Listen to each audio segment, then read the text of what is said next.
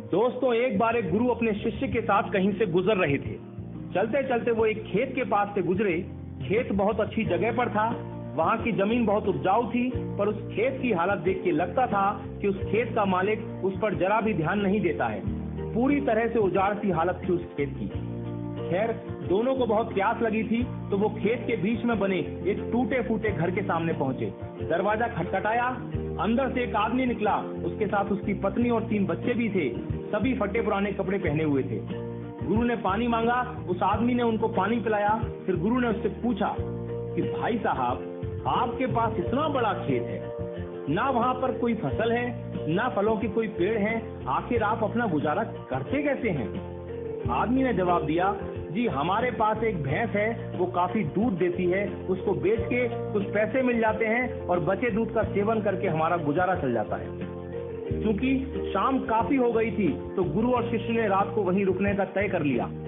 आधी रात को जब सब गहरी नींद में सो गए, तब गुरु ने शिष्य को उठाया और कहा कि चलो चलो, हमें अभी यहाँ से निकलना है, पर जाने से पहले हम उस आदमी की भैंस को पहाड़ से गिराकर मार डालेंगे।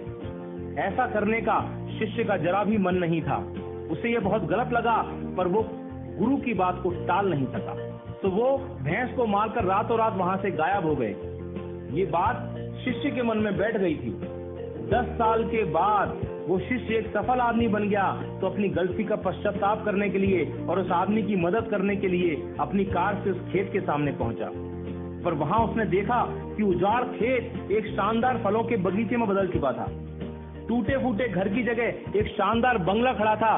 जहां एक अकेली भैंस बंधी होती थी, वहां कई अच्छी नस्ल की गाय और भैंसें बंधी हुई थी। शिष्य ने सोचा कि शायद वो परिवार अपनी जमीन किसी को बेच के कहीं चला गया है, और ये सोचकर वो वापस लौटने लगा, तो उसे खेतों में वही 10 साल पहले वाला आदमी दिखाई दे गया। शिष्य उसके पास पहुंचा, बोला, शायद आपने मुझे पहचाना नहीं, 10 साल पहले मैं आपसे मिला था। फिर वो आदमी बोला, नहीं नहीं, ऐसा नहीं है, मुझे याद है, आप और आपके गुरु आए थे। उस रात को तो मैं कभी भूल ही नहीं सकता। आप लोग बिना बताए चले गए, पर उस दिन न जाने कैसे हमारी भैंस पहाड़ से नीचे गिर के मर गई। कुछ दिन तो समझ ही नहीं आया कि क्या करें, पर जीने के लिए कुछ तो करना था, सो लकड़ी काट कर बेचने लगा। पैसे आए तो खेत में बुआई कर दी। फसल अच्छी हुई तो उसे बेच के फलों के बगीचे लगा दिए। काम अच्छा चल पड़ा और आज मैं आसपास के 1000 गांवों में सबसे बड़ा फल व्यापारी हूँ। शिष्य बोला, ये काम आप पहले भी तो कर सकते थे। तो आदमी बोला, तब जिंदगी बिना मेहनत के गुजर रही थी, कोई रिस्क नहीं था, तो लगा नहीं कि मेरे अंदर इतनी क्षमता है, तो कोशिश ही नहीं की। पर जब भैंस मर गई तो हाथ पांव मारने पड़े और फाइनली मैं यहाँ तक पहुंच गया।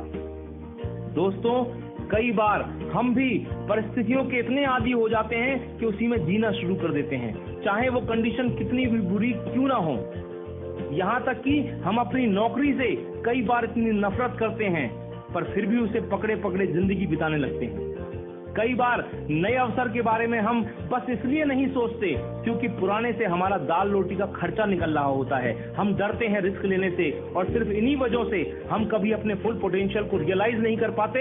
हम अपनी क्षमताओं का पूरा उपयोग नहीं कर पाते, जिससे हमारी लाइफ कहीं बेहतर बन सकती है। दोस्तों, सोचिए कहीं आपकी लाइफ में भी कोई ऐसी भैंस तो नहीं है जो आपको एक बेटर लाइफ जीने से रोक रही है।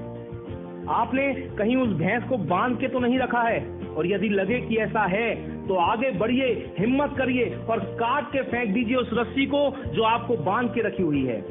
दोस्तों, आपके पास खोने के लिए सिर्फ वो एक भैंस है, यानी एक जरा सी चीज, पर पाने के लिए आपके पास सारा जहान है।